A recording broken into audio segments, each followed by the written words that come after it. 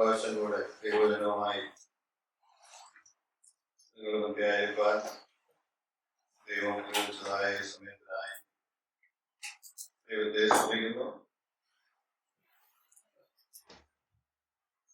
കഴിഞ്ഞ ചില മാസങ്ങളായി നിങ്ങളോടൊപ്പം ഞങ്ങളായിരുന്നു.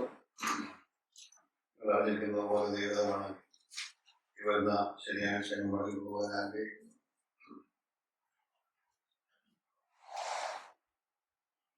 നിങ്ങളുടെ എല്ലാ സഹായ സഹകരണങ്ങൾക്കും സന്തോഷ അവസരങ്ങൾക്കുമായി ഞാൻ ദൈവത്തെ സ്തുതിക്കുന്നു.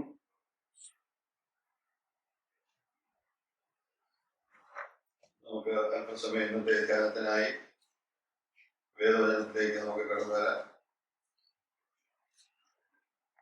എബ്രായ ലേഖനം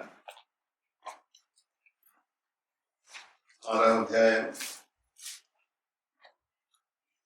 1 മുതൽ 3 വരെയുള്ളതായ വാക്യങ്ങൾ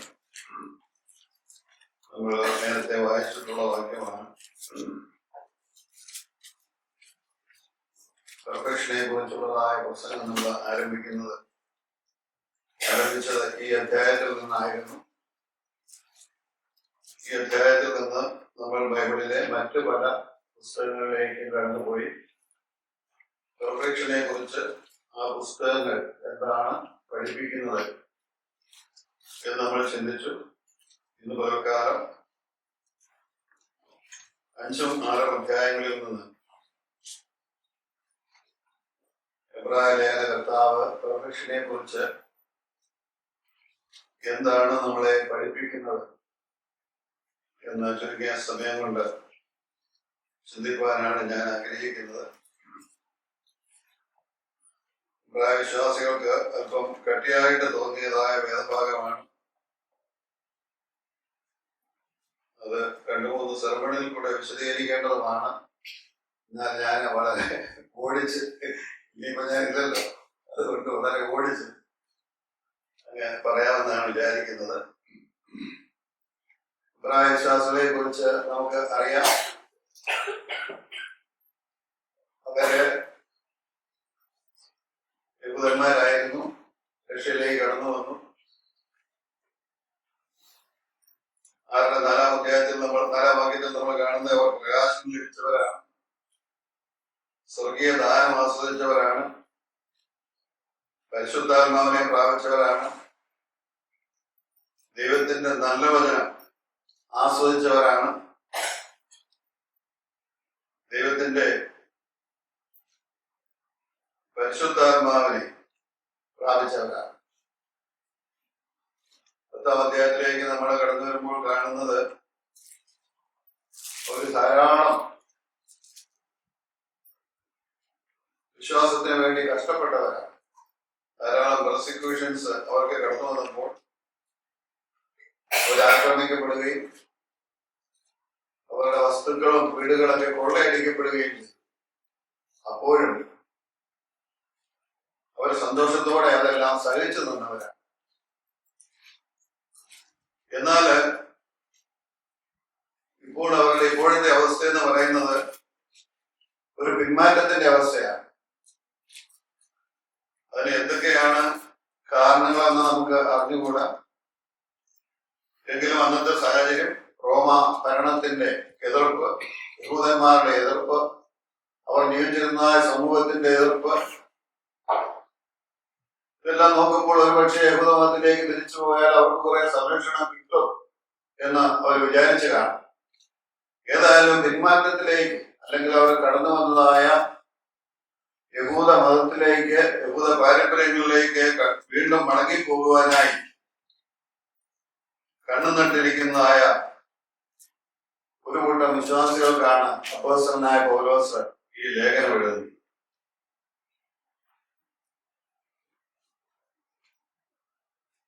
എന്നാൽ പൗലോസ് അവരെ പിന്മാറി പോകുന്നതിൽ പൗലോസിനോട് താല്പര്യം, അവരെ എങ്ങനെയെങ്കിലും വിശ്വാസത്തിലേക്ക് മടക്കിക്കൊണ്ടുവരണം എന്നുള്ള ഉദ്ദേശത്തോടു കൂടെയാണ് താൻ ഈ ലേഖനം എഴുതുന്നത്.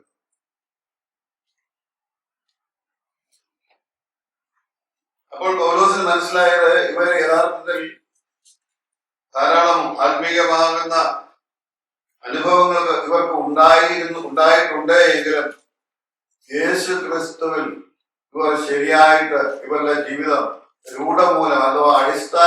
ഉൾപ്പെടുത്തി യേശുക്രിസ്തുവിൽ അടിസ്ഥാനപ്പെട്ടതായ ഒരു ജീവിതം ഇവർക്ക് ഇതുവരെ ഉണ്ടായിട്ടില്ല എന്ന് പൗലോസ് മനസ്സിലാക്കിയത് കൊണ്ടാണ് പെർഫെക്ഷനിലേക്ക് പോകാനായിട്ട് ഈ അധ്യായങ്ങളിൽ പൗലോസ് അവരെ ഉദ്ബോധിപ്പിക്കുന്നത്. നാം തിരുവചനത്തിൽ കൂടെ കടന്നു പോകുമ്പോൾ പെർഫെക്ഷന് ഏറ്റവും നല്ല മോഡൽ എന്ന് പറയുന്നത് യേശു ക്രിസ്തു.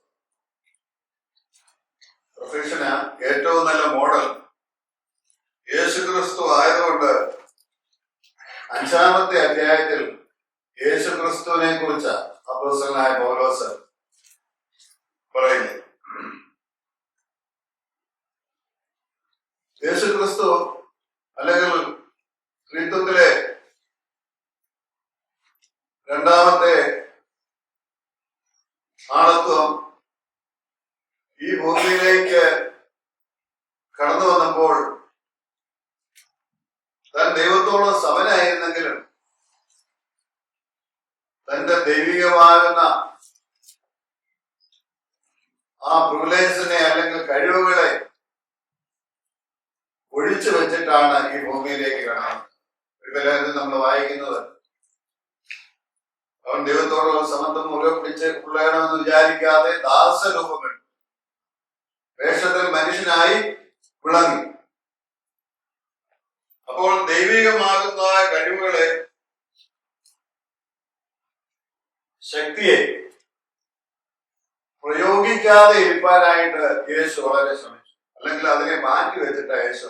ദൈവത്തെ മാറ്റി വെച്ചില്ല, ദൈവിക കഴിവുകളെ എന്ത് ചെയ്യത്തില്ല, പ്രയോഗിക്കത്തില്ല. അങ്ങനെ അവനൊരു മനുഷ്യനായി ഈ ലോകത്തിലേക്ക് കടന്നു വന്നപ്പോൾ ഒരു ശിശുവായിട്ടാണ് ജനിച്ചത്. അല്ലാതെ പ്രായപൂർത്തിയായ ഒരാളായിട്ടല്ല ജനിച്ചത്, ഒരു ശിശുവായിട്ടാണ് ജനിച്ചത്. നമ്മളെല്ലാവരും ജനിക്കുന്നത് പോലെ ഏക വ്യത്യാസം എന്ന് പറയുന്നത് പുരുഷൻ അറിയാതെയാണ് അവൻ ജനിക്കുന്നത്. എന്ന് പറഞ്ഞാൽ അവന്റെ വല്യപ്പച്ചന്റെ സ്വത്തുക്കളൊന്നും അവന് തീരാധാരമായി കൊടുത്തില്ല. നമുക്കറിയാം വല്യപ്പച്ചന്റെ സ്വത്ത് എന്താണ്? പാവലേട. പാപം അവൻ ലഭിച്ചില്ല, പാപമില്ലാത്തവനായി ജനിച്ചു. അപ്പോൾ ഇവൻ പാപമില്ലാത്തവനായി ഒരു ശിശുവായിട്ട് ജനിച്ചത് കൊണ്ട് യേശു ക്രിസ്തുവിന് സാധാരണ കുഞ്ഞുങ്ങൾ വളരുന്നത് പോലെ, ആഹാരം ഭക്ഷിക്കുന്നത് പോലെ, വിശക്കുന്നത് പോലെ എല്ലാ അനുഭവങ്ങളിൽ കൂടെയും അവൻ കടന്നു. എന്ന് പറഞ്ഞാൽ അവന് ശാരീരികമായിട്ട് വളർച്ച പ്രാപിച്ചൊരു മാച്ചുറിറ്റി വരേണ്ടി മറ്റെല്ലാവരെയും പോലെ. അവൻ അത്ഭുതമൊന്നും പ്രവർത്തിച്ച് മറ്റുള്ളവർക്ക് വേണ്ടി അത്ഭുതം ചെയ്തതല്ലാതെ അവന് വിശപ്പുള്ളപ്പോൾ അവനൊരിക്കലും അത്ഭുതം ചെയ്തിട്ടില്ല. അതുപോലെ മെന്റലായിട്ട് യേശു ക്രിസ്തുവിന് വളരണമായിരുന്നു, ഒത്തിരി കാര്യങ്ങൾ പഠിക്കണമായിരുന്നു, മച്ചുവേർഡ് ആകണമായിരുന്നു യേശു ക്രിസ്തു. ആത്മീയമായിട്ടും അങ്ങനെ യേശു ക്രിസ്തുവിന് മാനസാന്തരം ആവശ്യമില്ലായിരുന്നു. ബാക്കിയെല്ലാം യേശു ക്രിസ്തുവിന് നമ്മെ പോലെ ആവശ്യമായി. ദൈവജനം അറിയുകയും പഠിക്കുകയും ദൈവത്തോട് പ്രാർത്ഥിക്കുകയും അവന്റെ ആവശ്യങ്ങൾ ദൈവത്തോട് ചോദിക്കുകയും ഇതെല്ലാം യേശു ക്രിസ്തുവിന് ആവശ്യമായി. സാമൂഹികപരമായും യേശു ക്രിസ്തുവിന് മാറ്റത്തിന്റെ ആവശ്യമായി. ഇതിലെല്ലാം വാക്യങ്ങളുണ്ട്, അതൊന്നും എടുക്കാൻ സമയമില്ലാത്തതുകൊണ്ടാണ് ഞാൻ അതിലേക്ക് പോകാറ്.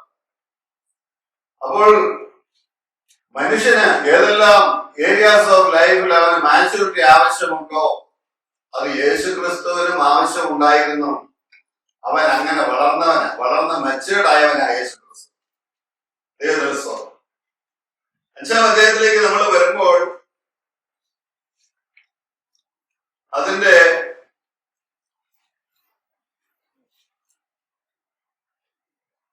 7-ാമത്തെ വാക്യത്തിൽ വരുമ്പോൾ ക്രിസ്തു തന്റെ ഐഹിക ജീവകാലത്ത് തന്റെ മരണത്തിൽ നിന്ന് രക്ഷിപ്പാൻ കഴിയുന്നവനോട് ഉറച്ച നിലവിളിയോടും കണ്ണുനീരോടും കൂടെ അപേക്ഷയും അഭയയാചനയും കഴിക്കുകയും ഭയഭക്തി നിമിത്തം ഉത്തരം ലഭിക്കുകയും ചെയ്തു. ഉത്തരനെങ്കിലും താൻ അനുഭവിച്ച കഷ്ടങ്ങളാൽ അനുസരണം പഠിച്ചു തികഞ്ഞവനായി തന്നെ അനുസരിക്കുന്ന ഏവർക്കും നിത്യരക്ഷയുടെ കാരണഭൂതനായിട്ട് നാം ചിന്തിക്കാൻ പോകുന്നത് കർത്താവായ യേശു ക്രിസ്തുവിന് 3 ഏരിയകളിൽ അല്ലെങ്കിൽ ദൗത്യങ്ങളിൽ മാച്ചുവേർഡ് ആകണമായിരുന്നു. യേശു ക്രിസ്തുവിന്റെ പ്രധാന ദൗത്യം എന്ന് പറയുന്നത്, ഒന്ന്, ദൈവം പ്രസാദിക്കുന്ന ഒരു യാഗമായി തീരുക.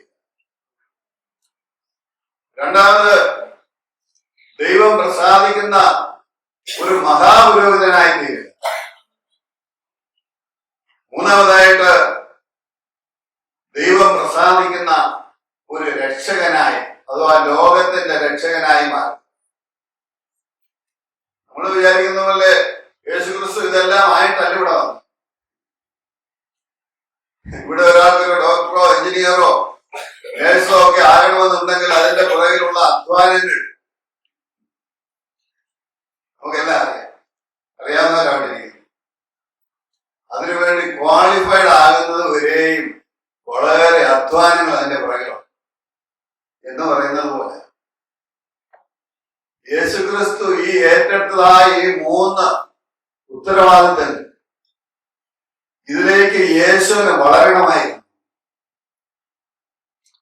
യേശു അതിന് യോഗ്യനാകണമായിരുന്നു. യേശു അതിന് പെർഫെക്റ്റ് ആകണമായിരുന്നു ദൈവത്തിന്റെ സന്നിധിയിൽ. കാരണം അവനും ഒരു മനുഷ്യനായിരുന്നു. നമ്മൾ ദൈവവചനം വായിക്കുമ്പോൾ കാലത്തിന് അല്ലെങ്കിൽ സമയത്തിന് 2 വാക്കുകൾ യവന ഭാഷയിൽ ഉപയോഗിച്ചിട്ടുണ്ട്. ഒന്ന് ക്രോണോസ് എന്നും 2 കൈറോസ് എന്ന് പറയും. ക്രോണോസ് എന്ന് പറഞ്ഞാൽ നമ്മുടെ കലണ്ടർ, നമ്മുടെ 24 മണിക്കൂർ ടൈമും ആഴ്ചയും മാസവും, ഇത് നമ്മുടെ സമയമാണ്. ഇത് ദൈവത്തിന്റെ സമയമല്ല, ഇത് നമ്മുടെ സമയമാണ്. എന്നാൽ ദൈവത്തിനൊരു സമയമുണ്ട്. ദാനിയേലിന്റെ പുസ്തകത്തെ ലോകരാഷ്ട്രങ്ങളുടെ ഘടികാരം എന്നാണ് പറയുന്നത്. അതായത് ദൈവത്തിന്റെ ഘടികാരം ലോകരാഷ്ട്രങ്ങളെ കുറിച്ച്. ആരെപ്പോ ഭരിക്കണം, എവിടെ ഭരിക്കണം, എത്രത്തോളം ഭരിക്കണം, തന്റെ പുത്രനാകുന്ന യേശു ക്രിസ്തു ഈ ഭൂമിയിൽ വന്ന് തന്റെ രാജ്യം എപ്പോൾ സ്ഥാപിക്കണം, ഇതെല്ലാം ദൈവം നിശ്ചയിച്ചു വെച്ചിരിക്കുക. നമ്മുടെ ജീവിതത്തിലും ദൈവത്തിന് ചില സമയങ്ങളുണ്ട്. കനാവിൽ ചെന്നപ്പോൾ യേശു വെള്ളം വീഞ്ഞാക്കാനായിട്ട് മറിയ അവനെ സമീപിച്ചപ്പോൾ യേശു എന്താ പറഞ്ഞ, എന്റെ നാഴിക ഇതുവരെ വന്നിട്ടില്ല. ദൈവത്തിന്റെ ടൈം ടേബിളിൽ നോക്കി യേശു ക്രിസ്തു സമയമായി വന്നിട്ടില്ല. അവനെ സമയത്തിന് മുമ്പേ ക്രൂശിക്കാനായിട്ട് കൊല്ലുവാനായിട്ട് പലരും നോക്കി. പക്ഷെ അവനെ പിടിക്കാൻ പറ്റിയില്ല. കാരണം എന്താ? അവന്റെ സമയം വന്നില്ലായിരുന്നു. എന്നാൽ അവൻ ക്രൂശിക്കപ്പെടുവാനുള്ള സമയമായപ്പോൾ യേശു അറിഞ്ഞിട്ട് ഈ യേശുവിനെ പിടിക്കാൻ വന്നതിന് മുമ്പിൽ യേശു തന്നെ പ്രത്യക്ഷപ്പെട്ട് അങ്ങോട്ട് ചോദിക്കുക, നിങ്ങൾ ആരെ അവിടെ വിളിച്ചു വിടുവല്ലേ ചെയ്തത്? നിങ്ങൾ യേശുവിനെ അത് ഞാൻ തന്നെ അന്ന്. കാരണം അവന് സമയമായി. ഈ ദൈവത്തിന്റെ സമയം എന്ന് പറഞ്ഞാല് ദൈവം മനുഷ്യരിൽ ഇടപെടുന്ന സമയം. അത് യേശുക്രിസ്തുവിൽ ദൈവം ഇടപെടും. അതുകൊണ്ട് അവൻ കഷ്ടതയുണ്ടായി. ദൈവമക്കളാകുന്ന നമ്മുടെ ജീവിതത്തിലും ദൈവം ഇടപെടും. നമ്മൾ വിചാരിക്കുന്നത് പോലെ നമ്മുടെ ടൈം ടേബിൾ അനുസരിച്ച് എന്ത് ചെയ്യത്തില്ല, ജീവിതം പോകത്തില്ല.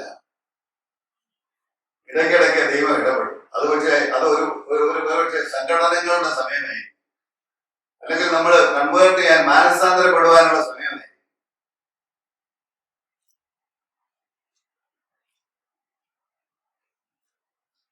അപ്പോൾ ഈ യേശു ക്രിസ്തുവിനെ ഒരുക്കേണ്ടതായ സമയം, അവന്റെ ദൗത്യം നിറവേറപ്പെടുവാൻ വേണ്ടി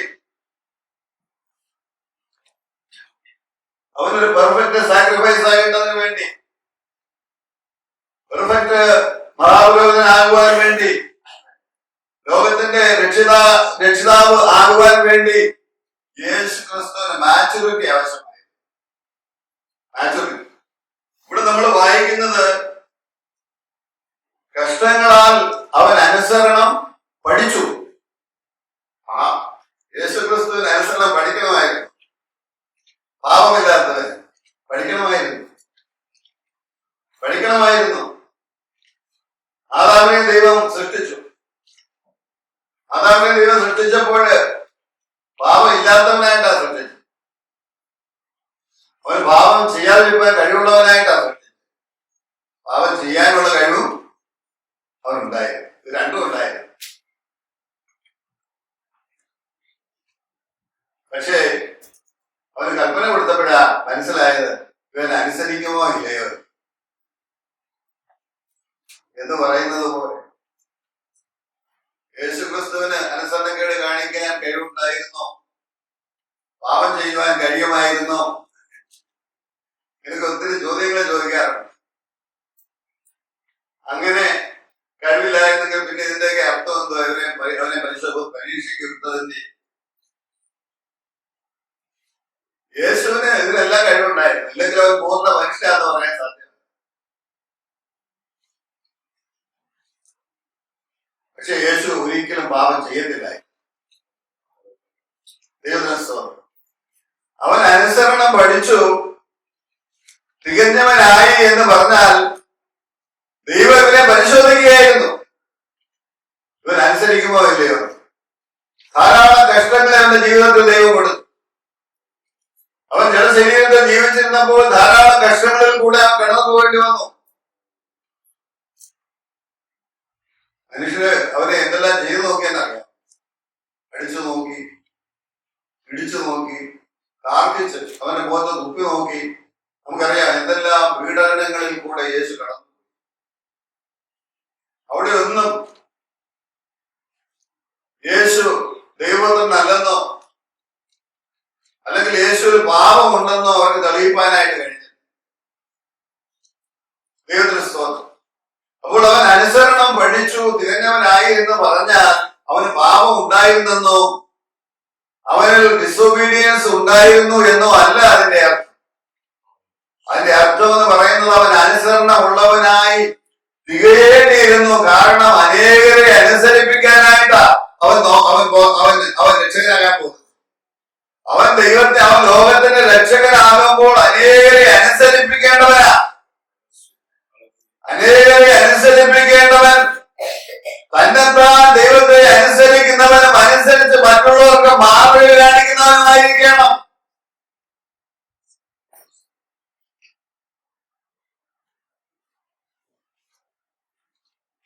അടുത്തത്, മരണത്തിൽ നിന്ന് രക്ഷിപ്പാൻ കഴിയുന്നവനോട് അവൻ ഉറച്ച നിലവിളി, കണ്ണുനീർ. ഈ യേശുക്രിസ്തുവിനും നമ്മളെ പോലെ ഒത്തിരി ഭാരങ്ങളും വിഷമങ്ങളും ആകുല ചിന്തകളും ആൻസൈറ്റി എല്ലാം ഉണ്ടായി. പ്രത്യേകിച്ച് ആ കുരിശിനെ കുറിച്ച് ഓർക്കുമ്പോൾ, ക്രൂശ് മരണത്തെ കുറിച്ച് ഓർക്കുമ്പോൾ യേശുവിന് പലപ്പോഴും അതുകൊണ്ട് സഹിക്കാൻ വയ്യ. ഇതെങ്ങനെ ഞാൻ സഹിച്ചു തീർക്കും?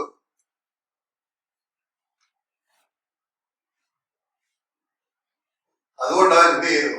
പിതാവിനോട് അപേക്ഷിച്ചപ്പോൾ ദൂതൻ വന്ന് അവനെ ബലപ്പെടുത്തിയതായിട്ടാണ്. യേശുക്രിസ്തു മരിക്കാനായിട്ടാ വന്നെ. ആ കുരിശൊഴിയാൻ വേണ്ടിയല്ല യേശു അപേക്ഷിച്ചത്. ആ ക്രൂശിന്റെ ആ വ്യഥ, ആ വേദന, ആ ദുഃഖം, അതിനെ അതിജീവിക്കുവാനുള്ള കൃപ. കാരണം കുരിശിൽ പാടിപ്പോയാൽ അവന്റെ മിഷനൊന്നും നടക്കത്തില്ല. അവന് രോഗരക്ഷകനാകാൻ ഒക്കത്തില്ല. അവന് ഹൈപ്രിസ്റ്റാകാൻ ഒക്കത്തില്ല. ദൈവം പ്രസാദിക്കുന്ന ഒരു യാഗമായി തീരാൻ അവനെ കൊണ്ട് ഒക്കത്തില്ല.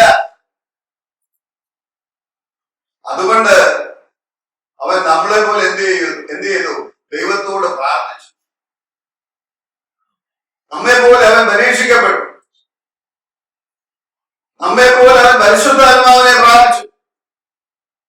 നമ്മെ പോലെ അവൻ ആവശ്യമുള്ളപ്പോൾ അത്ഭുതം കാണിക്കുകയായിരുന്നു. അവൻ പരിശുദ്ധാത്മാവിൽ കൂടെ ദൈവത്തോട് പ്രാർത്ഥിക്കുകയായിരുന്നു.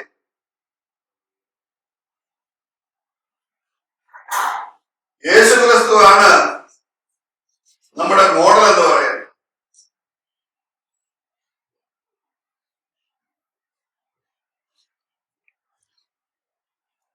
ഒന്നാമതായിട്ട് നമ്മൾ കാണുന്നത് അവനൊരു പെർഫെക്റ്റ് സാക്രിഫൈസ് ആയിരുന്നു. എന്ന് പറഞ്ഞാൽ അവനിൽ യാതൊരുവിധ ഊനവുമില്ലായിരുന്നു. അവൻ ഭരിക്കാനായിട്ടാ പറഞ്ഞത്. യോഹന്നാൻ അവനെ കണ്ടപ്പോൾ പറഞ്ഞില്ല, ഇതാ ലോകത്തിന്റെ പാപത്തെ ചുമക്കുന്ന ദൈവത്തിന്റെ കുഞ്ഞാണ്. യശയ്യാപ്രവാചകനും അത് തന്നെ പറഞ്ഞത്, കൊല്ലുവാൻ കൊണ്ടുപോകുന്ന കുഞ്ഞാടിനെ പോലെ, രോമം കത്തിരിക്കുന്നതിന് മുമ്പിൽ മിണ്ടാതിരിക്കുന്ന ആടിനെ പോലെ അവൻ വായെ തുറന്നില്ല. പൗലോസ് പറയുന്നവൻ പെസഹ കുഞ്ഞാടാണ്. അതുകൊണ്ട് അവൻ എല്ലാം ഓടിച്ചു കളയാൻ. കാരണം പെസഹ കുഞ്ഞാടിന്റെ എല്ലൊടിക്കാൻ പാടില്ല. അപ്പോൾ യേശു ക്രിസ്തു നമുക്ക് വേണ്ടി യാഗമാകുവാനാ ഈ ലോകത്തിലേക്ക് കടന്നു വന്നത്. എബ്രായ ലേഖനത്തിലേക്ക് നമ്മൾ കടന്നു വരുമ്പോൾ അതിന്റെ 10-ാം അധ്യായം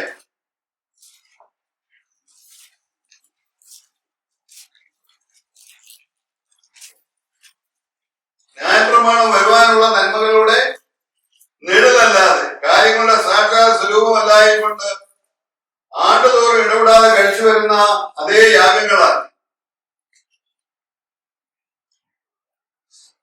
അടുത്തു വരുന്നവർക്ക് സഗുണപൂർത്തി വരുത്തുവാൻ ഒരു നാളും കഴിവുള്ളത്.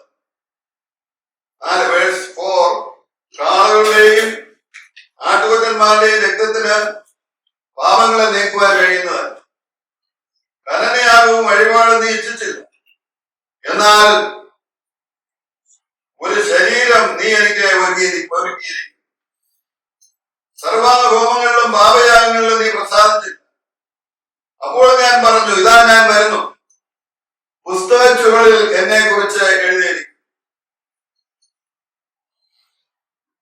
വേഴ്സ് 9, ഇതാ ഞാൻ നിന്റെ ഇഷ്ടം ചെയ്യുവാൻ വരുന്നു എന്ന് പറഞ്ഞുകൊണ്ട് അവൻ രണ്ടാമത്തേനെ സ്ഥാപിപ്പാൻ ഒന്നാമത്തേനെ നീക്കിക്കളായിരുന്നു. ആ ഇഷ്ടത്തിൽ നാം യേശുക്രിസ്തു ഒരിക്കലായി കഴിച്ച ശരീരയാഗത്താൽ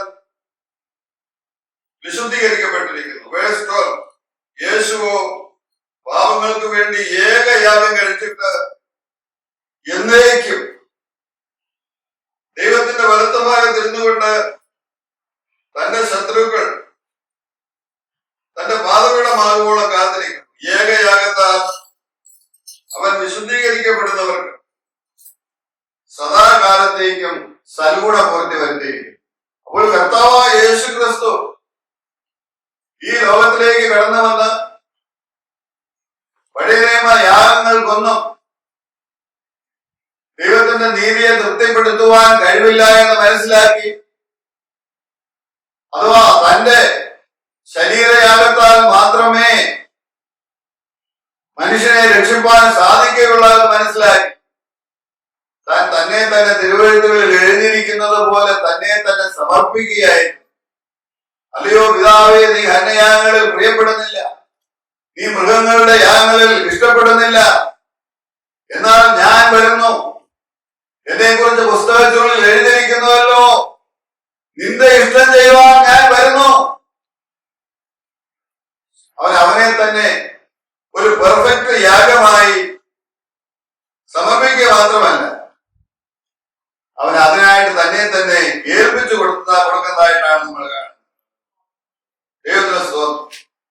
രണ്ടാമത്തെ എബ്രായർ 2-ാമത്തെ വാക്യം വായിക്കുമ്പോൾ അവരുടെ രക്ഷാനായകനെ സകലത്തിനും ലാക്കും സകലത്തിനും കാരണഭൂതനുമായവൻ അനേകം പുത്രന്മാരെ തേജസ്സിലേക്ക് നയിക്കുമ്പോൾ അവരുടെ രക്ഷാനായകനെ കഷ്ടാനുഭവങ്ങളാൽ തികഞ്ഞവനാക്കുന്നത് യുക്തമായിരുന്നു. അതായത് യേശു ക്രിസ്തു രക്ഷാനായകനാകണമെങ്കിൽ സർവ രക്ഷകനാകണമെന്നുണ്ടെങ്കിൽ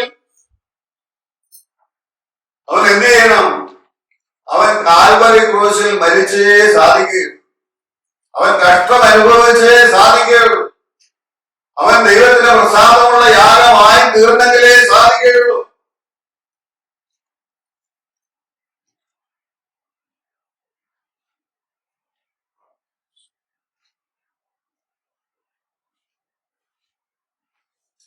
അങ്ങനെ കഷ്ടം അനുഭവിച്ചത് കൊണ്ടാണ്, അല്ലെങ്കിൽ ദൈവത്തിന്റെ നീതി നിവർത്തിക്കുവാൻ വേണ്ടി അവൻ മനുഷ്യരായി, അവൻ തന്നെ തന്നെ ഒരുക്കി, തന്നെ തന്നെ സമർപ്പിച്ചത് കൊണ്ടാണ്.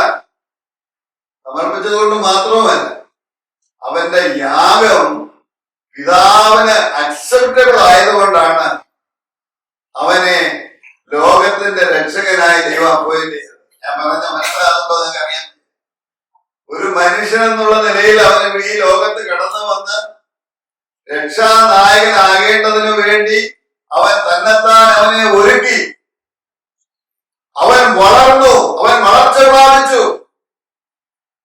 ജീവിതത്തിന്റെ എല്ലാ ഏരിയകളിലും അവൻ മനുഷ്യനായി, അവൻ പാപമില്ലാത്തവനായി ജീവിച്ചു. ലോകത്തിന്റെ എല്ലാ കർഷകരിലും കൂടെ അവൻ കടന്നുപോയപ്പോഴും അവൻ യഥാർത്ഥ ദൈവകുഞ്ഞാടാണ്, പാപമില്ലാത്ത കുഞ്ഞാടാണ്, ഊനമില്ലാത്ത കുഞ്ഞാടാണ്, ദൈവം പ്രസാദിക്കുന്ന യാഗമാണ് എന്ന് അവൻ തന്നെ തന്നെ തെളിയിച്ചു. അങ്ങനെ അവന്റെ യാഗത്തിൽ ദൈവത്തിന് പ്രസാദമായതുകൊണ്ടാണ് ദൈവം അവനെ ലോകത്തിന്റെ രക്ഷിതാവായിട്ട് അംഗീകരിച്ചത്. ഇല്ലെങ്കിൽ അംഗീകരിക്കത്തില്ല. അതുപോലെ തന്നെ ഹൈപ്രീസ്റ്റായിട്ട് ഒമ്പതാമത്തെ അധ്യായത്തിലേക്ക് വരുമ്പോൾ 11-12 ക്രിസ്തുവോ വരുവാനുള്ള നന്മകളുടെ നിഴലായി, വരുവാനുള്ള നന്മകളുടെ മഹാപുരോഹിതനായി വന്നിട്ട് കൈപ്പണിയല്ലാത്തതായി എന്ന് വെച്ചാൽ ഈ സൃഷ്ടിയിൽ ഉൾപ്പെടാത്തതായി വലിപ്പവും നിറവുമേറിയ കൂടാരത്തിൽ കൂടി ആട്ടുകൊറ്റന്മാരുടെയും പശുക്കിടാക്കളുടെയും രക്തത്താലല്ല, സ്വന്തം രക്തത്താൽ തന്നെ ഒരിക്കലായിട്ട് വിശുദ്ധ മന്ദിരത്തിൽ പ്രവേശിച്ചു. എന്നേക്കുമുള്ള ഒരു വീണ്ടെടുപ്പ് സാധിച്ചു. അപ്പോൾ മഹാപുരോഹിതനായി അവൻ യാഗമൃഗം മാത്രമായിരുന്നില്ല, അവൻ മഹാപുരോഹിതനായിരുന്നു. എന്ന് പറഞ്ഞാൽ യാഗവസ്തുവും യേശു ആയിരുന്നു, യാഗം അർപ്പിക്കുന്ന പുരോഹിതനും യേശുവായിരുന്നു. അവൻ തന്നെ തന്നെ അർപ്പിച്ചതായ രക്തം അവൻ തന്റെ മരണത്താൽ എന്ത് ചെയ്തു? അവന്റെ വലിപ്പവും നിലവുമേറിയ കൂടാരത്തിൽ കൂടെ ഒരിക്കലായിട്ട് വിശുദ്ധ മന്ദിരത്തിൽ പ്രവേശിച്ചു. അവൻ എന്നേക്കുമുള്ള ഒരു വീണ്ടെടുപ്പ് സാധിച്ചു. എന്ന് പറഞ്ഞാൽ അതിപരിശുദ്ധ സ്ഥലത്ത് മഹാപുരോഹിതൻ ഒരിക്കലായിട്ട് പ്രവേശിക്കുമ്പോൾ അത് ആദ്യം അവന് വേണ്ടിയുള്ള പാപപരിഹാരം വരുത്തിയതിനു ശേഷമാണ് പ്രവേശിക്കുന്നത്. എന്നാൽ ഇവന് പാപമില്ലായിരുന്നു. പാപമില്ലാത്ത ഇവൻ യാഗം അർപ്പിച്ചപ്പോൾ തന്നെ ആ മന്ദിരത്തിൽ തിരശ്ശീല രണ്ടായി ചീന്തിപ്പോയി. അതിപരിശുദ്ധ സ്ഥലത്തേക്കുള്ളതായ തടസ്സം യേശുവിന്റെ യാഗത്താൽ മാറിപ്പോയി. യേശു ക്രിസ്തു എന്നേക്കുമായി മഹാപുരോഹിതനായി അതിപരിശുദ്ധ സ്ഥലത്ത് എനിക്ക് നിങ്ങൾക്ക് വേണ്ടി പ്രവേശിച്ചു.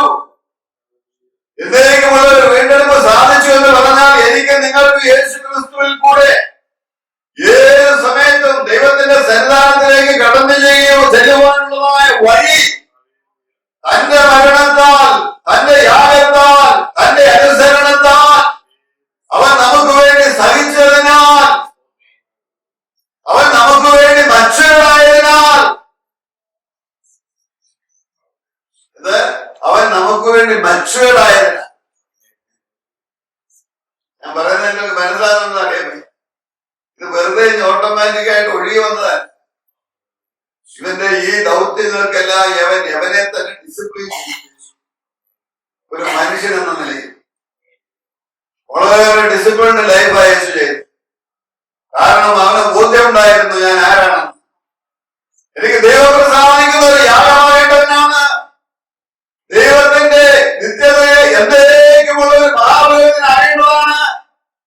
എനിക്ക് എന്നേക്കുമായി ഈ ലോകത്തിന്റെ രക്ഷകനാകേണ്ടവനാണ്. എനിക്ക് എന്നേക്കുമായി ദൈവമക്കൾക്ക് വേണ്ടി ദൈവരാജ്യത്തിലേക്ക്, സ്വർഗത്തിലേക്ക്, സാക്ഷാത് സ്വർഗത്തിലേക്ക് പ്രവേശിക്കേണ്ടവനാണ്. മാത്രമല്ല എനിക്ക് എന്നേക്കും പിതാവിന്റെ വലത്തുഭാഗത്ത് ഇരിക്കേണ്ടവനാണ് ഞാൻ. അപ്പോൾ യേശു ക്രിസ്തു ഈ 3 തലങ്ങളിലും മെച്ചൂർഡായി. ഇതൊക്കെ ഈ എപ്പോഴാ വിശ്വാസികൾക്ക് കേട്ടപ്പോ അവർക്ക് തിരിച്ചില്ല. അത് അവർക്ക് ഉറക്കം വന്നതും ആദ്യം വന്നതും.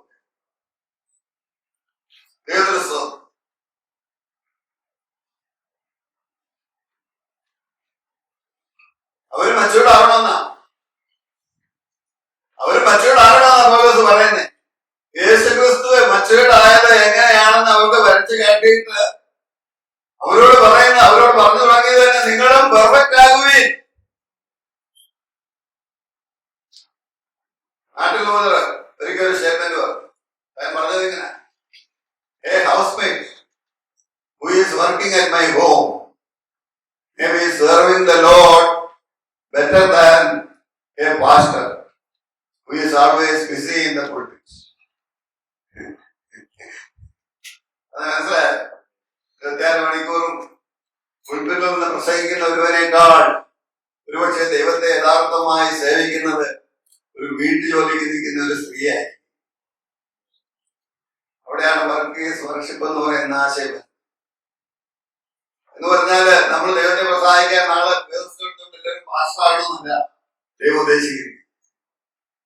Wherever we are placed, what is our profession, what is our vocation in life, ദൈവം നമ്മളെ ആക്കിയിരിക്കുന്ന സ്ഥാനത്ത്, ദൈവം നമുക്ക് തന്നിരിക്കുന്ന അവസ്ഥകളിൽ അതൊന്നും അവിടെ കൊണ്ട് അവസാനിക്കുന്നതാകരുത്.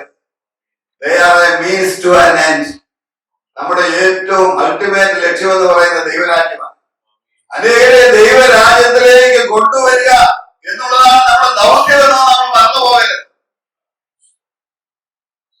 കാത്തലിക് മിഷണറി ഒരിക്കൽ പറഞ്ഞത്, I preach the gospel through my life. If necessary, I use few words. ഞാൻ പറഞ്ഞത് നമ്മൾ ആയിരിക്കുന്ന സ്ഥാനങ്ങളിൽ നമുക്ക് അനേകരെ നമുക്ക് മീറ്റ് ചെയ്യാനായിട്ട് നമ്മുടെ ലൈഫ് അവർക്ക് ഒരു റിഡംപ്റ്റീവ് ലൈഫായി തീരുവാൻ കഴിയും.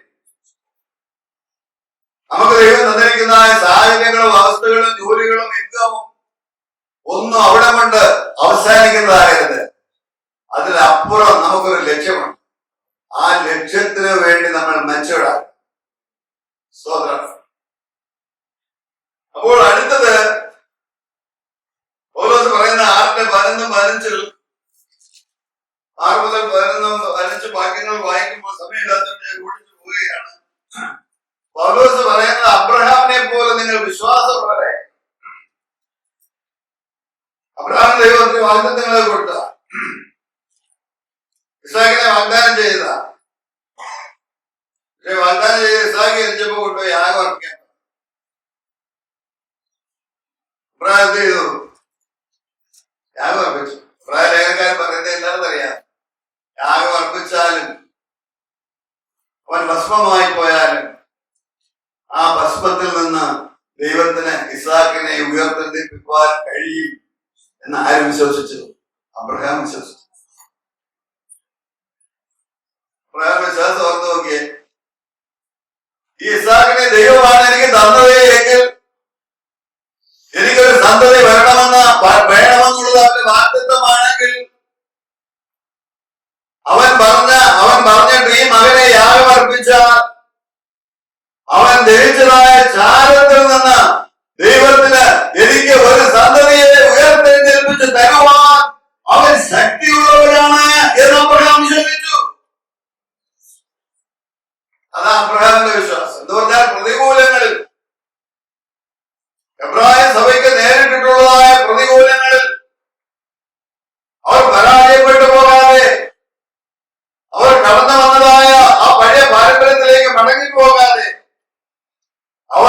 വിശ്വാസത്താൽ തരണം ചെയ്യണം എന്നാണ് പൗലോസ് ഇവിടെ പ്രബോധിപ്പിക്കുന്നത്. അടുത്തത് എബ്രായലേഖനം 16:6-16-18.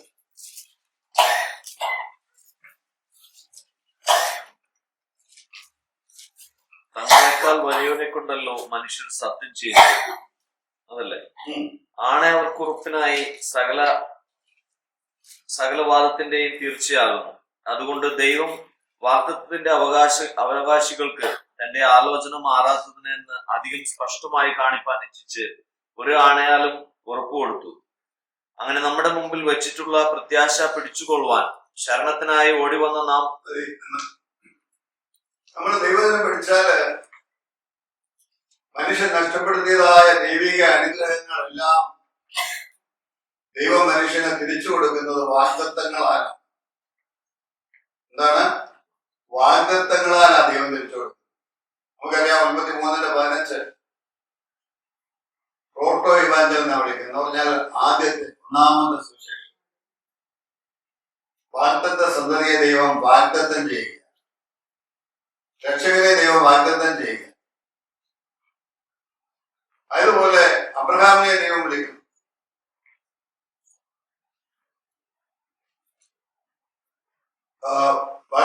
ഈ വാഗ്ദത്ത സന്തതി കർത്താവായ യേശുക്രിസ്തു.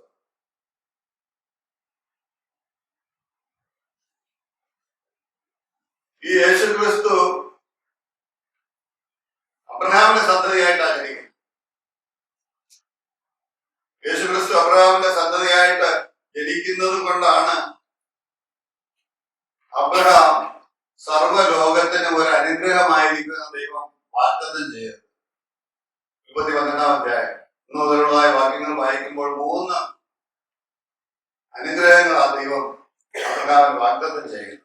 1 ലാൻഡ്, 2 സീഡ് അഥവാ വാഗ്ദത്ത സന്തതി, 3 ബ്ലെസ്സിംഗ്. ഈ സർവ്വലോകത്തിനും ഒരു അനുഗ്രഹമായി.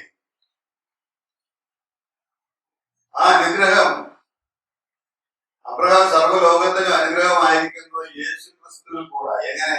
യേശുക്രിസ്തു സകല ലോകത്തിന്റെ രക്ഷിതാവായി തീരുന്നതിലൂടെയാണ് അബ്രഹാം അനുഗ്രഹിക്കപ്പെടുന്നത്. അപ്പോൾ യേശുക്രിസ്തു വാഗ്ദത്ത സന്തതിയായ യേശുക്രിസ്തു. ആയതുപോലെ പൊളിറ്റിക്കൽ ബ്ലെസ്സിങ്സ് എല്ലാം യേശുക്രിസ്തുവിന് ലഭിക്കുന്നത് ദാവീദിനോട് ദൈവം ചെയ്ത ഉടമ്പടിയാണ്. 7-ാം അധ്യായത്തിൽ അത് വായിക്കാനായിട്ട് കഴിയും. സമയമില്ലാത്തതുകൊണ്ട് ഞങ്ങൾ വായിക്കാം. അപ്പോൾ യേശുക്രിസ്തുവിനോട് ദാവീദിനോടുള്ളതായ ഉടമ്പടി 2 ശമൂവേൽ 7:12-14. ദാവീദിന് ദൈവം വാഗ്ദത്തം ചെയ്ത നിന്റെ സന്തതിക്ക് സകല പൊളിറ്റിക്കൽ അവകാശങ്ങൾ, സകല ഭരണത്തിനുള്ള അവകാശങ്ങൾ, സർവ്വ ലോകത്തിന്റെ പേരുള്ള അവകാശങ്ങൾ നിത്യമായി ഞാൻ നിന്റെ സന്തതിക്ക് തരുവാണ്. ചുരുക്കത്തിൽ മത്തായി അതുകൊണ്ടാണ് ഈ സുവിശേഷം എഴുതിയപ്പോൾ യേശുക്രിസ്തു ജന്മാവി പറഞ്ഞപ്പോൾ അബ്രഹാമിന്റെ സന്തതിയായ ദാവീദിന്റെ സന്തതിയായ യേശുക്രിസ്തുവിന്റെ വംശാവലി. ഇബ്രാഹിം 1-ാം അധ്യായത്തിൽ 2-ാം വാക്യത്തിൽ നമ്മൾ വായിക്കുന്നത് യേശുക്രിസ്തു സർവ്വലോകത്തിന്റെയും അവകാശിയാണ്. പറയുന്ന മനസ്സിലാകുന്നുണ്ടോ? വാഗ്ദത്തമാണ് ഏറ്റവും പ്രധാനം. വാഗ്ദത്തത്താലാണ് ദൈവം മനുഷ്യനെല്ലാം തിരിച്ചു കൊടുക്കുന്നത്. ന്യായപ്രമാണത്താൽ. വാഗ്ദത്വവും ന്യായപ്രമാണത്തെയും ഗലാത്യ ലേഖനം 3-ാം അധ്യായത്തിൽ 4-ാം അധ്യായത്തിൽ 2 മലകളോട് ഉപയോഗിച്ചിരിക്കുക. 2 മലകളോടും 2 സ്ത്രീകളോടും. ഒന്ന് സീനായി മല, ഹാഗാറിനെ ഉപയോഗിച്ചിരിക്കുക, അടിമകളെ പ്രസവിക്കുന്നവർ, ഇസ്മായേലിനെ പ്രസവിക്കുന്നവർ. എന്നാൽ വാഗ്ദത്വത്തിന് അവിടെ നിൽക്കുന്നത് സിയോൻ മലയും സാറായുമാണ്. അവരുടെ മക്കൾ വാഗ്ദത്ത സന്തതികളെ പ്രസവിക്കുന്നു. അപ്പോൾ പറഞ്ഞു വരുന്നത് ദൈവം മനുഷ്യനെ എല്ലാം തിരിച്ചു കൊടുക്കുന്നത് വാഗ്ദത്തത്താൽ. ഉദാഹരണമായിട്ട് 12-ാമത്തെ വാക്യം മുതൽ 12, 15, 17, 19 പുസ്തകങ്ങൾ നമുക്ക് കാണുവാനായിട്ട് കഴിയും. എന്നാൽ 14-ാം അധ്യായത്തിലോട്ട് വരുമ്പോൾ അബ്രഹാം ഒരു യുദ്ധത്തിൽ ഏർപ്പെടുന്ന സൊദോമിന് വേണ്ടി, ലോത്തിന് വേണ്ടി. അതിനുശേഷം ദൈവം അവനോട് പ്രത്യക്ഷപ്പെടുമ്പോൾ ഞാൻ എന്നെ അറിയുന്നതൊക്കെ എനിക്ക് ലഭിക്കും. അപ്പോഴാണ് ദൈവം അബ്രഹാമിനോട് ഒരു ഓത്ത് അല്ലെങ്കിൽ ഒരു ശബ്ദം എന്ന് വേണേൽ പറയാം, ഒരു ആണയെടുത്തതായിട്ട് ഒരു ഉടമ്പടി ചെയ്തതായിട്ട് നമുക്ക് കാണുവാൻ കഴിയും. എല്ലാം വായിക്കാൻ സമയമില്ല. ദൈവം പറഞ്ഞത് ഒരു കോലാടിനെയും ആട്ടുകൊറ്റനെയും പ്രാവിനെയും പ്രാവും കുഞ്ഞിനെയും കൊണ്ടുവരിക, അതിനെ നടുവെ പിളർന്ന് വെക്കാൻ പറഞ്ഞു. എന്നിട്ട് അതിന്റെ നടുവെ അപ്പോൾ തന്നെ പുകയുന്ന ഒരു തീച്ചൂള പ്രത്യക്ഷപ്പെടുകയും ഒരു ബന്ധം ഈ പിളർപ്പിലൂടെ കടന്നു പോവുകയും ചെയ്തു. അതായത് ദൈവം ഇതിൽ കൂടെ കടന്നു. അന്ന് ഉടമ്പടി ചെയ്യുന്ന രീതി അങ്ങനെ സാധാരണ 2 പാർട്ടികളും ഇതിലൂടെ കടന്നുപോയ അന്ന് അത് പറയുന്നത് ഈ ഉടമ്പടി ലംഘിച്ചാൽ ആ ലംഘിക്കുന്നവന്റെ ഗതിയായി സംഭവിക്കാൻ പോകുന്നത്. ഈ മൃഗങ്ങൾക്ക് സംഭവിച്ചത് എന്ന് പറഞ്ഞാൽ ജീവൻ പോകും. എന്താണ് ഇവിടെ ലെസൺ എന്ന് പറഞ്ഞാല്, അബ്രഹാം ദൈവത്തോട് ചോദിക്കുക, നീ ഇങ്ങനെയൊക്കെ വാങ്ങിച്ചതൊക്കെ ഇങ്ങനെ തരുന്നോണ്ട് ഇതൊക്കെ എങ്ങനെ ഇവർ നടക്കുന്ന കാര്യങ്ങളാണോ എന്ന് നമ്മൾ ചോദിക്കുന്നില്ല. ദൈവം ഈ ഇതിൽ കൂടെ കടന്നു പോയിക്കൊണ്ട് ഈ യാഗത്തിൽ കൂടെ കടന്നുപോയി അവനോട് ഉടമ്പടി ചെയ്തതിന്റെ അർത്ഥം എന്ന് പറഞ്ഞാൽ എന്റെ ജീവൻ പോയാൽ എന്ത് ദൈവം പറയുകയാണ്, എന്റെ ജീവൻ പോയാലും ഞാൻ നിന്നോട് ചെയ്തായ വാഗ്ദത്തം നിറവേറിയിരിക്കും.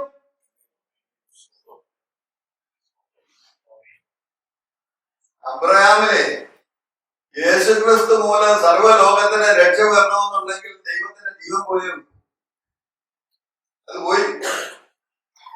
പോയി. അതാണ് എബ്രായ ലേഖനം 9-ാം അധ്യായത്തിൽ നമ്മൾ വായിക്കുന്നത്. 9-ാം വായിച്ച് വേഗം, സമയം ചന്ദ്രണ്ട കേട്ടോ.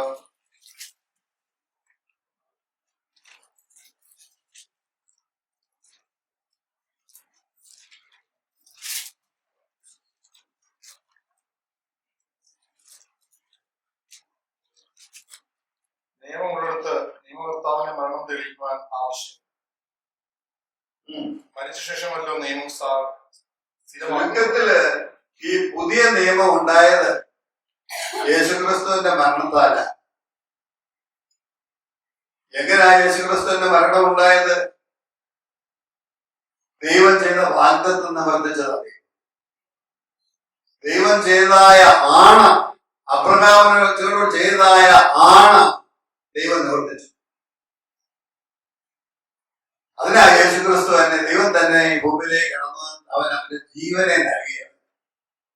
ജീവനെ നൽകാതെ ഈ വാഗ്ദത്തം നിറവേറത്തില്ല. ദൈവം തന്റെ ജീവനെ നൽകാതെ പുതിയ നിയമം ഉണ്ടാകത്തില്ല. ദൈവം തന്റെ ജീവനെ നൽകാതെ നമുക്ക് ലോകരക്ഷകനായി തീരുവാൻ സാധ്യമല്ല. പുതിയ നിയമത്തിന്റെ അനുഗ്രഹങ്ങളെല്ലാം നമുക്ക് ലഭിക്കുന്നത് ദൈവം തന്റെ ജീവനെ നമുക്ക് വേണ്ടി നൽകിയത് കൊണ്ടാണ്.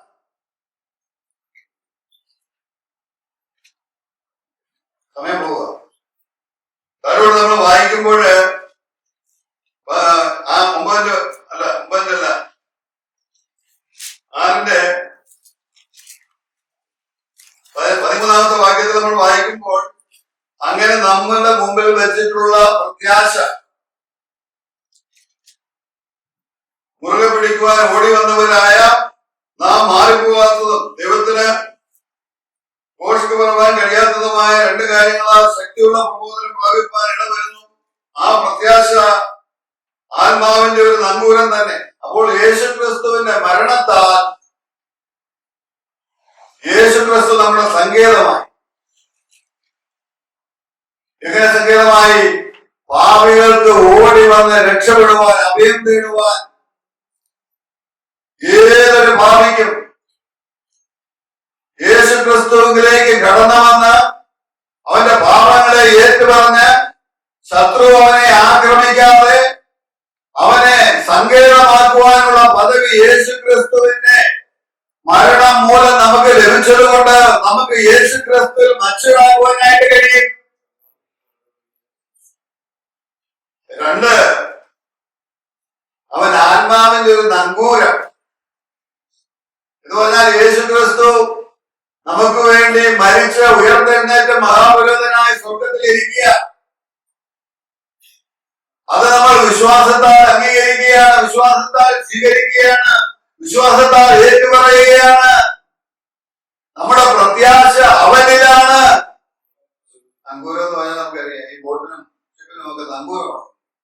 ഓടമലത്തിന്റെ മലകളൊക്കെ വരുമ്പോഴേ ഈ നങ്കൂരം ഇട്ട് നല്ല പാറയിലെ മറ്റേ ഉറപ്പിച്ചാൽ എന്ന് പറയുന്നത് പോലെ നമ്മുടെ നങ്കൂരം യേശു ക്രിസ്തുവിലായിരിക്കണം. അച്ചടാനുള്ള രണ്ടാമത്തെ വഴിയാണ്. നമ്മുടെ നങ്കൂരം യേശു ക്രിസ്തുവിലായിരിക്കണമെന്ന് പറഞ്ഞാൽ നമ്മൾ ഈ ലോകത്ത് ജീവിക്കുന്നെങ്കിൽ നമ്മുടെ കണക്ഷൻ ഉറപ്പുള്ളതായ പാറയാണ് യേശു ക്രിസ്തു. ആ പാറയിലായിരിക്കണം നമ്മൾ നങ്കൂരമിട്ടേക്കുന്നത്. അവന് നമ്മുടെ നങ്കൂരമാണെങ്കിൽ, അവന് നമ്മുടെ പ്രത്യാശയാണെങ്കിൽ, അവനിലാണ് നമ്മൾ ആശ്രയിക്കുന്നതെങ്കിൽ, അവനോടാണ് നമ്മൾ പ്രാർത്ഥിക്കുന്നതെങ്കിൽ, ഈ ലോകത്തെ ഏത് ഓളങ്ങളും തിരമാലകളും നമ്മുടെ നേരെ ആഞ്ഞടിച്ചാലും അവിടെയൊക്കെ ഉറപ്പോടെ നിൽക്കുവാൻ നമുക്ക് കഴിയും.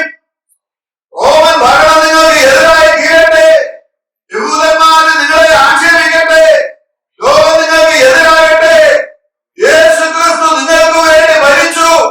അവൻ നിങ്ങൾക്ക് അഭയമാണ്, അവൻ നിങ്ങളുടെ ജീവിതത്തിൽ നങ്കൂരമാണ്.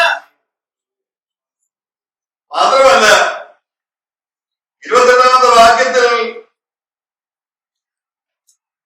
അവൻ മെൽക്കിസേദെക്കിന്റെ ക്രമപ്രകാരം എന്നേക്കും മഹാപുരോഹിതനായി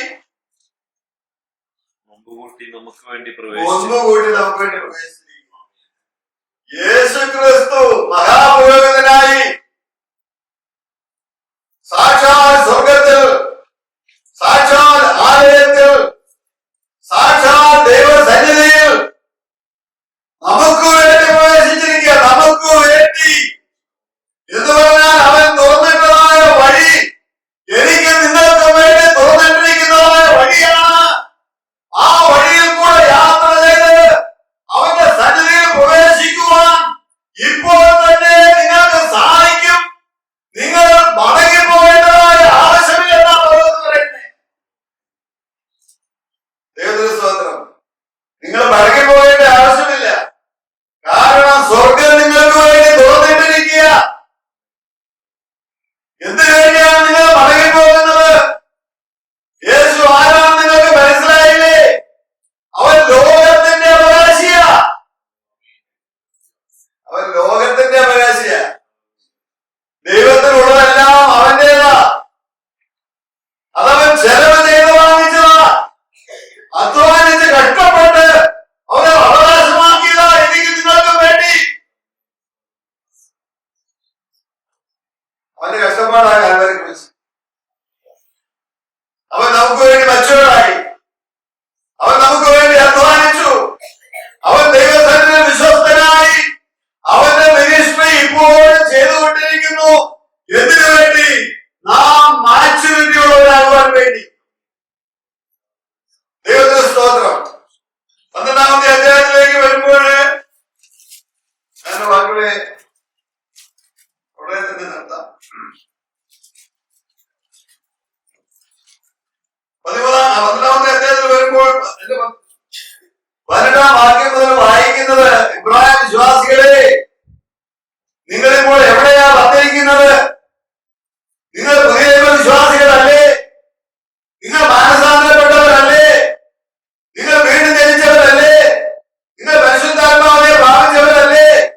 നിങ്ങൾ വന്നിരിക്കുന്നത് എവിടെയല്ല? സീനായ മലയിലല്ല. അടിമകളെ പ്രസവിക്കുന്ന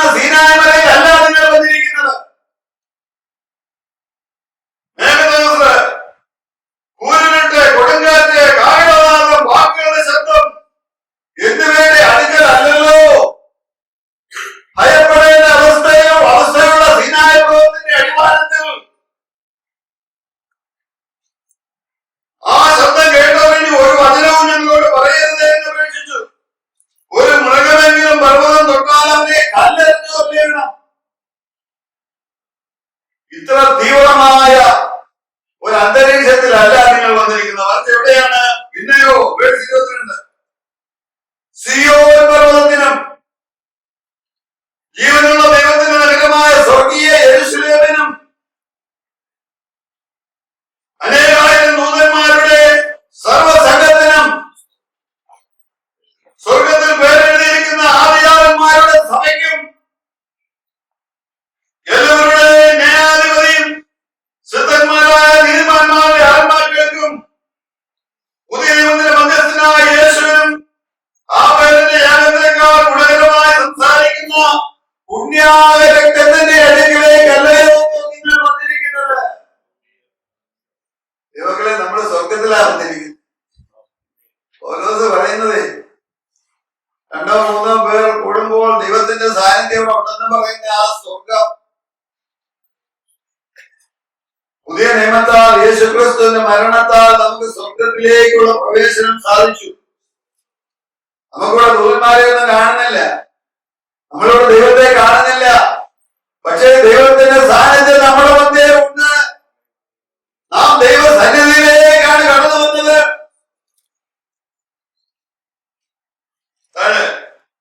അടുത്തത് അവർക്ക് കൊടുക്കുന്ന വാണിക, ഒന്നുകൂടെ ഒരു വാണിയും കൂടെ അവർക്ക് കൊടുക്കുകയാണ്.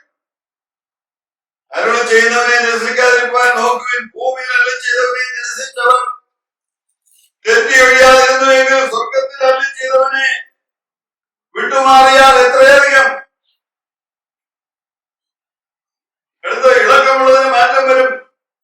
ആകയാൽ ഇളകാത്ത കാര്യം പ്രാപിക്കുന്നത് കൊണ്ട് നാം നന്ദിയുള്ളവരായി ദൈവത്തിന് പ്രസാദം പെരുമാറ്. ഭക്തിയോടും ഭയത്തോടും സേവ ചെയ്യുക. നമ്മുടെ ദൈവം ദഹിപ്പിക്കുന്ന അഗ്നിയല്ലോ. നിയമത്തിലെ ദൈവം വലിയ ക്രൂരനം, നിയമത്തിലെ വലിയ ക്രൂരനം, നിയമത്തിലെ നല്ല കൃപയുള്ളവരുമാണെന്ന് അവതരിക്കാനില്ല. നമ്മുടെ ദൈവത്തിന് മാറ്റമില്ല. അവൻ ഇന്നലേക്കും ഇന്നും എന്നേക്കും അനന്യനാണ്. അവൻ അനുകൂലപ്പെട്ട് അവന് സബ്മിറ്റ് ചെയ്ത് അവന്റെ മുമ്പിൽ സറണ്ടർ ചെയ്ത് ജീവിക്കുകയാണെങ്കിൽ അവൻ നല്ലവനാണ്. അല്ലെങ്കിൽ അവൻ നമ്മളെ മോശമാണ്. വിശ്വാസികളാ പറയുന്നത്, നിങ്ങൾ പിന്മാരി പോകുന്നതൊക്കെ എളുപ്പമാണ്, സംഗതികളെല്ലാം തിരിയും. അവൻ ദഹിപ്പിക്കുന്ന അഗ്നിയാണെന്ന് മറന്നുപോകരുത്. സ്തോത്രം. ദൈവങ്ങളെ, എനിക്ക് തൊട്ട് സമയം കിട്ടിയില്ല, ഞാൻ ഓടിച്ച് എന്ന് പറയുകയാണ്. ആണെന്നുള്ളത് എനിക്ക് തന്നെ അറിഞ്ഞുകൂടാ. എനിക്കോ ഇത്രയും പറയണമെന്ന് എനിക്ക് ആഗ്രഹം ഉണ്ടായിരുന്നു. അതുകൊണ്ടാണ് ഞാൻ ഇത്രയും പറഞ്ഞത്.